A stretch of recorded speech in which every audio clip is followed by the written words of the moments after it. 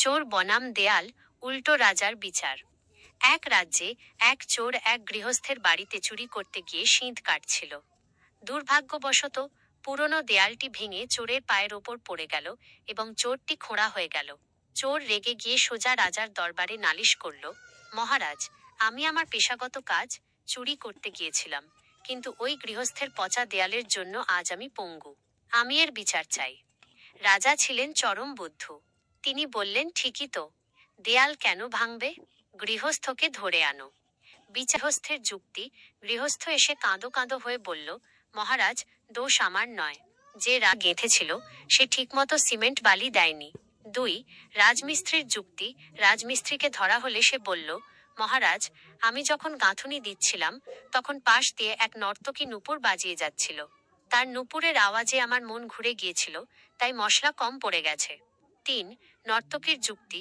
নর্তকী এসে বলল, মহারাজ, আমার কোনো দোষ নেই। আমি স্বর্ণকারের কাছে গয়না গড়াতে দিয়েছিলাম। সে সময় মতো গয়না দেয়নি বলে আমাকে বারবার ওই রাস্তা দিয়ে যাতায়াত করতে হয়েছে। 4, স্বর্ণকারের যুক্তি।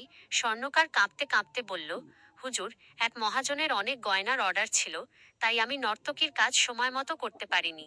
5, মহাজনের যুক্তি। সেই মহাজনকে আনা হলে দেখা গেল সে আর কেউ নয়, স্বয়ং ওই গৃহস্থের বাবা, যিনি ততদিনে মারা গেছেন। রাজার চূড়ান্ত ফয়সালা। রাজা ঘোষণা করলেন, যেহেতু অপরাধীর বাবা মারা গেছেন, তাই উত্তরাধিকার সূত্রে এই অপরাধের শাস্তি ওই গৃহস্থকেই পেতে হবে। তাকে আজই ফাঁসি দেওয়া হোক।